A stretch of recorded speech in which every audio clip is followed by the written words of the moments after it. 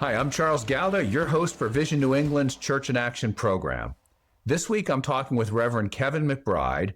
Kevin is the pastor at Raymond Baptist Church in Raymond, New Hampshire, and he recently completed some research to help the church work together in unity the way Jesus prayed for in John 17. Kevin, thank you so much for being with us, and thanks for your work on the research.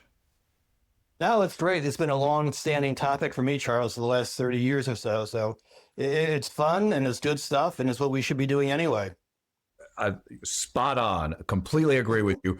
But giving people some of the information you're giving us today will help people who aren't already. So I think it's exciting. I'm excited about the conversation. But before we get to that, can you tell us just a little bit about yourself, how you came to be in Raymond, pastoring Raymond Baptist? A long time ago in a galaxy far, far away. I actually started in Boston. I went to BU as an aerospace engineer. End of my college career, I had a roommate that introduced me to Christ who took me to Park Street Church. I worked in the real world for a couple of years until somebody at Park Street said, "Hey, we've been watching you. Have you considered, God calling you into ministry?" I said, "Not a chance."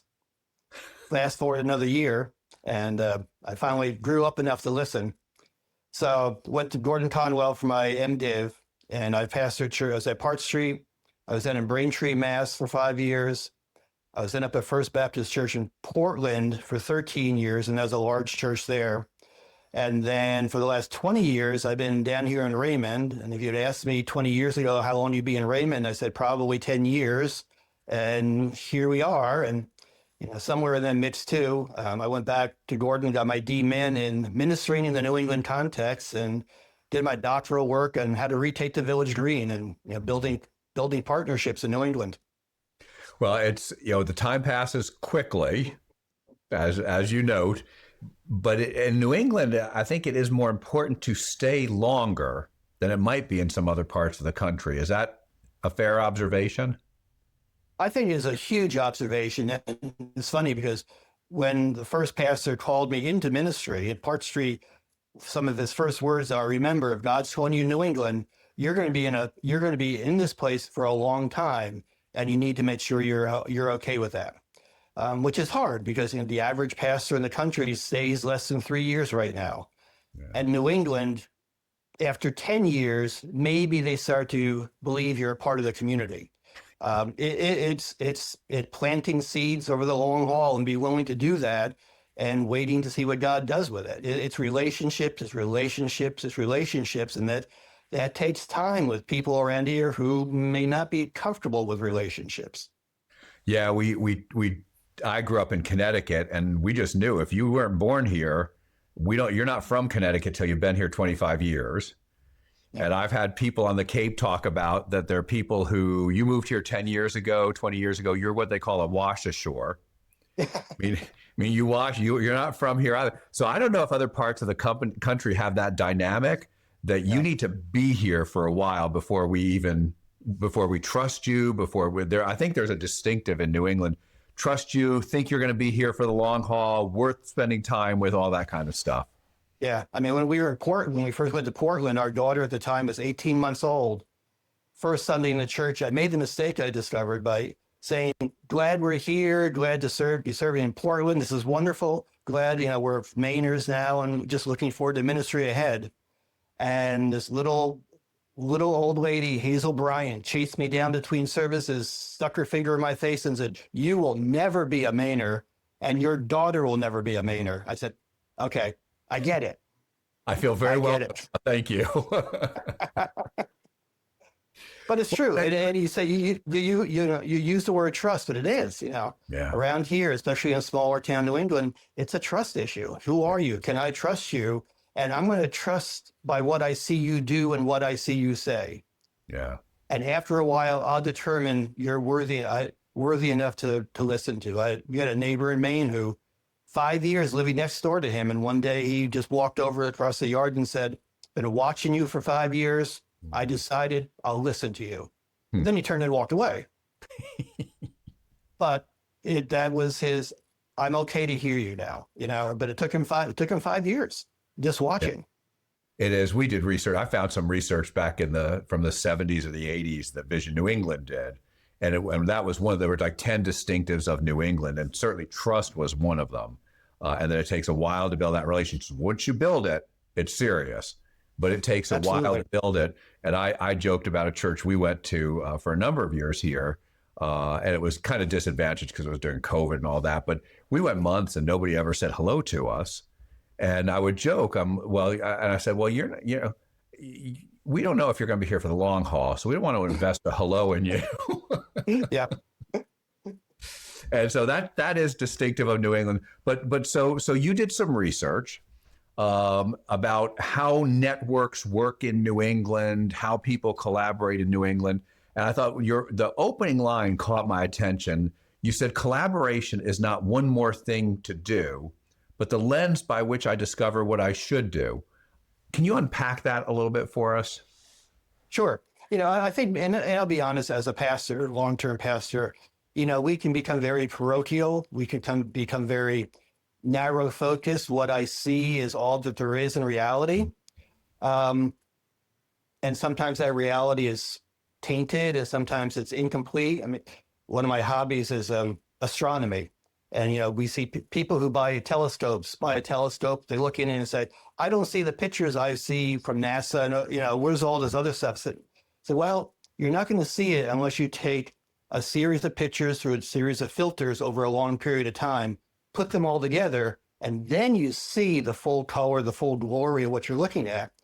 And in community in New England, too, is sort of like that.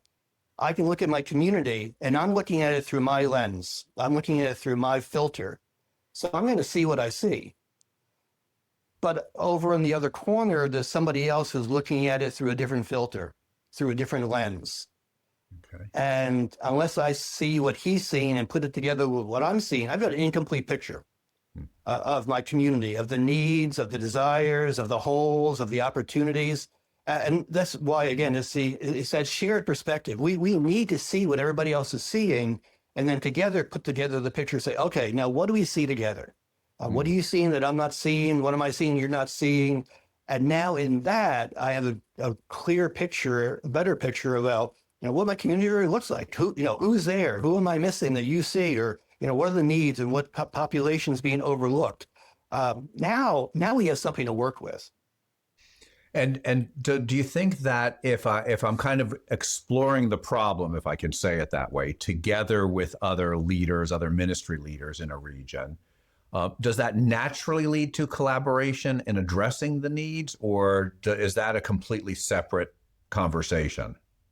And that's a totally separate conversation, because the next step after that is, hey, great, I've got this big picture of the community now.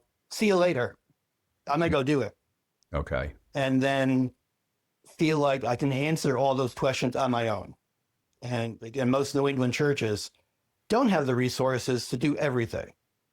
But we think we do, or we try to do, or we exhaust our people or exhaust ourselves in trying to do that, when in fact, I can do a piece of this, but you can do a piece of it too. Yeah. So how does my piece and your piece add up to, a complete picture? How do we not exhaust ourselves while we're working together by collaborating on resources and opportunities and people? How do we do that together? Up in Maine, we had a church plant coming in from a certain denomination, and I won't get anybody in trouble. But they came in and said, hey, we believe we want to plant a church in the city of Portland.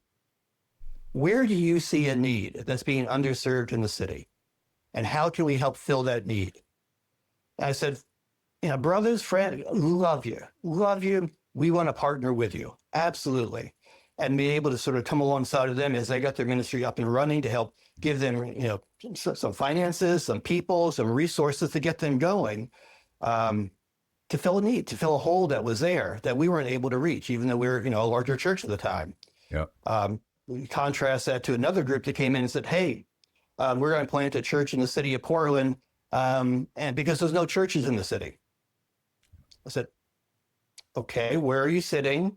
Who are you talking to? But that was because all they saw was what they had. Yeah. And what they were going to bring in. And that's just hard. Then that's just hard. And in fairness, that's some of the distrust of outsiders. It's not the whole thing by any stretch of the imagination, but that's some distrust, because I hear so often from pastors that somebody comes in from the outside, they mean well, and they just start doing their thing, and they don't know they not just disrupted for things that were actually getting some traction and starting to work, but then when they leave 2 years later because it didn't work out, those things are dead, and they basically killed them without trying to. But they took all the resources away from it. They distracted, or it disrupted, and as a result, you didn't just leave us the way you found us. You left us weaker than you found us. Yeah, and I think part of that, Charles, goes back to some ecclesiology and theology about, when you read the New Testament letters, Paul writes a letter. He writes to the church in a place. Yeah. He doesn't write to the churches in a place. He says there's one church, there's one group of community, Christians in this place. So I'm going to talk to all of you. And we just don't have that it's not naturally inbred with that in us. We have to learn behavior that there is one church in our community. And we're all in this together. It all is represented in different ways, flavors, shapes, colors, and all that. And that's okay. But it's still one church. So can I celebrate when your corner of the church is doing well? And can I praise God for that without feeling like, I'm a failure, I'm in competition, I have to one up you, rather than, hey, that's great. Anything you need, how can we help you do what you're doing better? Now, there are places in New England where people do consider themselves the church in a region, and it is physical churches who comprise the church in the region. And so you talk to some of those people who actually that is the way they work. And so what did you hear from some of them that you think were some big deal takeaways? I think some of the big deal takeaways were one is it does work. Two, it takes time to build relationships. It takes intentionality to do this. Both intentionality in building relationships and intentionality of letting relationships go, because some people just will not partner with you, and that's sad. But to be able to say that's your choice. Let me take the time. Let me find the people who want to do this and invest in them. What can we do together? You're still welcome to join us, but we're not going to chase you with that. And the other thing was too that they were able to find a common need in a community in which they could partner around, and then do something about it. And then the other part was being consistent about it, being consistent in a way that made sense. I mean, pastors are busy. We make ourselves busier than we have to be sometimes. We make ourselves busier with the things we shouldn't be busy with sometimes. And we lay people make you do that sometimes, in fairness. No, you guys are wonderful. You never put pressure on us to do anything. I mean, not me, but other churches I've heard about. I don't know. Right. But part of it is, I'll own it as a pastor. Does my calendar reflect my priorities in ministry? If I say this is important to me, where is it on my calendar? Am I making time for it in my prayer? In my calendar, in the time I'm spending with it? So that consistency for pastors of knowing that, okay, I know that on this Wednesday of this month, this is what I'll be doing with this group of people. Yeah. And being careful of the, oh, by the ways, well, you're going to come to this meeting, but oh, by the way, we'd like you to come to this meeting and this group too. And we have stuff to do. Yeah. But, I just keep going back to, we're going to have Gordon MacDonald on probably over the summer, I think is when it will be, just to talk about the role of the pastor, because you're hitting on something really big. I've talked to pastors, and different pastors have different approaches and required time frame about how long it takes to do a sermon. But the average pastor will talk about something like 2 days of work to do a sermon.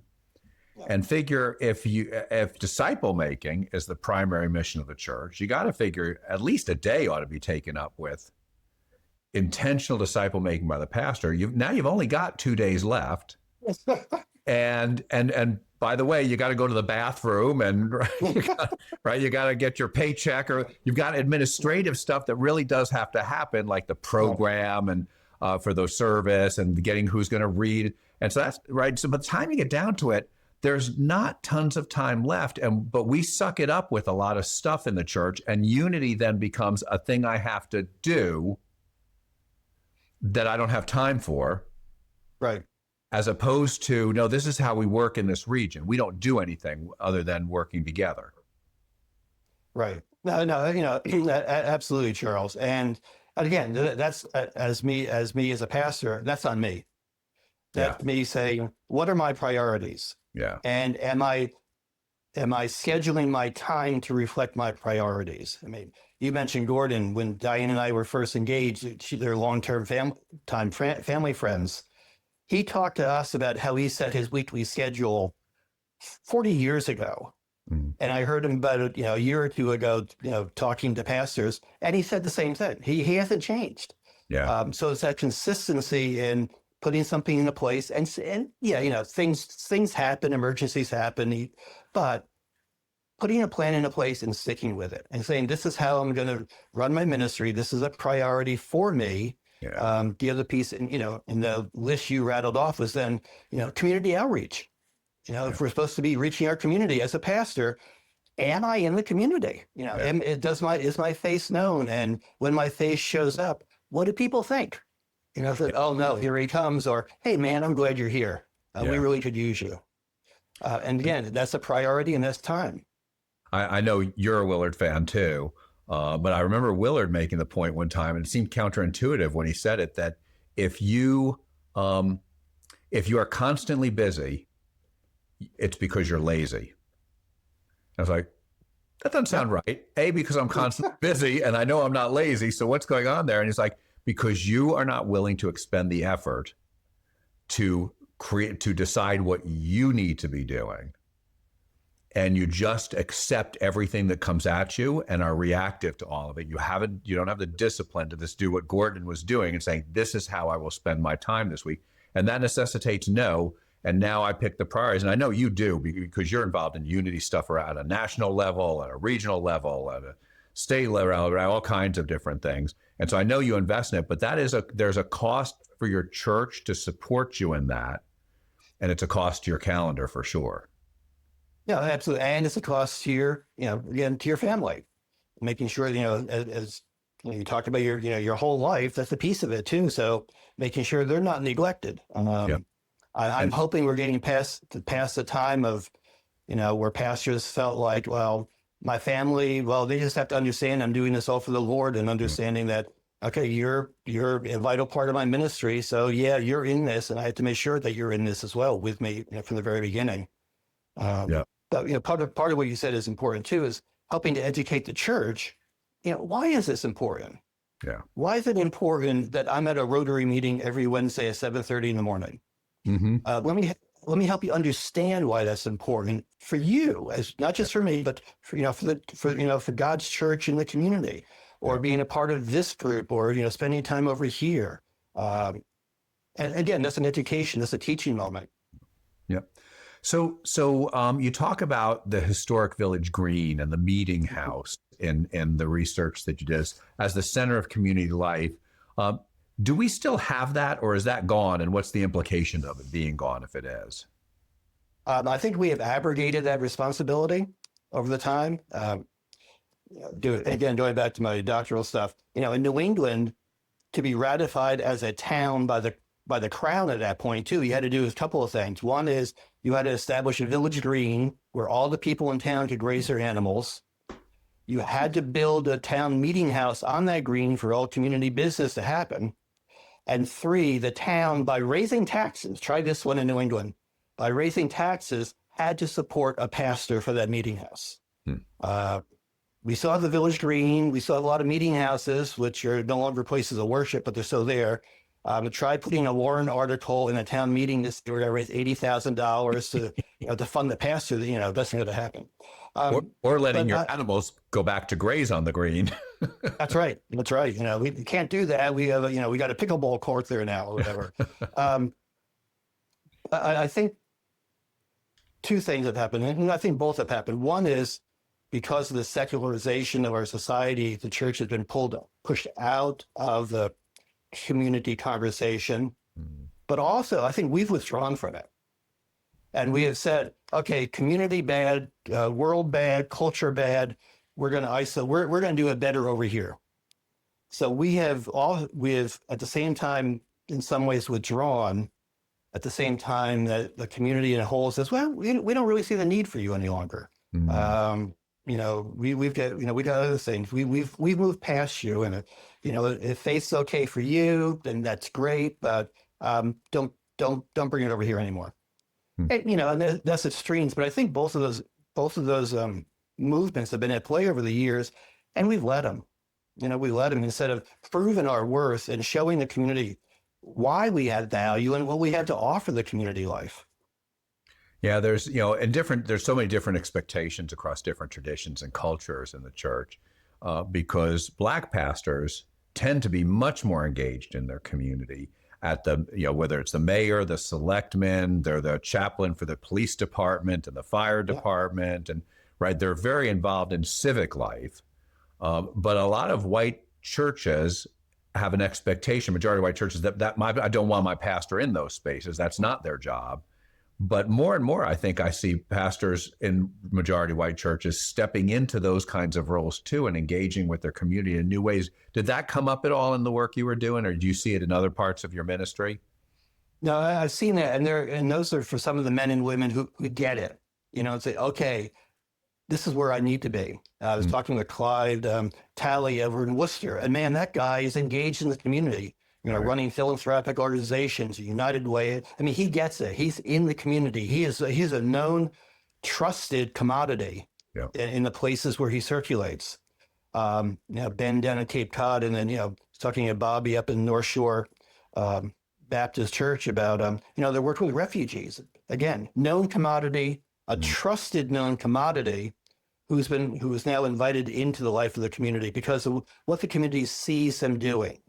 Yeah, I'm on the board of NAE, and our tagline is being an influence for good, and letting people see that. Why is my life better because of what you're doing? Why is my community life better by what you're offering and what you're contributing? And when that happens, that's worth celebrating, and doing it so I don't feel I have to duplicate it either. Yeah. Sometimes we feel like, well, this church is doing this amazing, great thing over here. I should do it too, instead of partnering with them. Yeah. Or here's this great thing happening in my community as a servant in humility. Hey, we see you doing this. This is a good thing. How can we help? Yeah. How can we help? Ben makes the point, Ben Feldon, a friend of both of ours, makes the point that it is easy for me to be friends with a pastor who's, halfway across the country. It's harder to be friends with pastors who are right there in your own community, because there is a competitiveness, not that they intentionally compete, but they do. One of my family's leaving could be make or break for me, and coming to you. Right. And so I hate to call it competitiveness, because I don't think that's really what's at play there. But how do you respond to that, especially as we start working together and our folks are going into each other's churches? And what do you think of that? I think it goes back to, Charles, the idea about, do I trust the guy sitting or the woman sitting across the table at this pastor round table? If I trust you, if I trust your heart, then if somebody from my place is at your place now, I can trust you to serve them well, talk to them. I can trust you with that person. It's when I haven't had the communication or that, understanding about who you are, what's on your heart, what are your, what makes you thrive in ministry. Again, that's relationship, that's conversation. Then I don't know what you're going to do. What are you telling that person when they come? Hey, we're the better church. Glad you came over here because, they're used for that. They have that. We got a better youth group. And, but that's trust. That's just trust. And I think some of that's maturity, too. Join us next week to hear the rest of our conversation with Kevin McBride about how unity movements work and what God does through them. This program is created by Vision New England, which accelerates evangelism by helping the church work in unity to make disciples, do justice, and share Jesus, so New England will be transformed by the love of Jesus. You can find additional resources and support our mission at visionNewEngland.org. We want to thank our friends at World Vision, who are celebrating 75 years of God's faithfulness and trusting Him with a worldwide vision to end extreme poverty for children everywhere. Join us next Sunday at 2 p.m. on Life Changing Radio. Thank you, and God bless you. At Leadership Transformations, we believe that when you have the right resources to help you slow down and experience a deep and refreshing connection to God, you can become the discerning leader you know you are created to be. Friends, Steve Macchia here, and I have a free gift for your soul. It's called Pathways. Pathways is our weekly email aimed at offering you soul-nourishing content for the journey. It contains readings, prayers, spiritual practices, a link to the Discerning Leader podcast, as well as information about all of our upcoming soul care retreats, workshops, and online offerings. So head on over to leadershiptransformations.org today and sign up for this free resource. It will help you slow down and be more. God bless you, friends.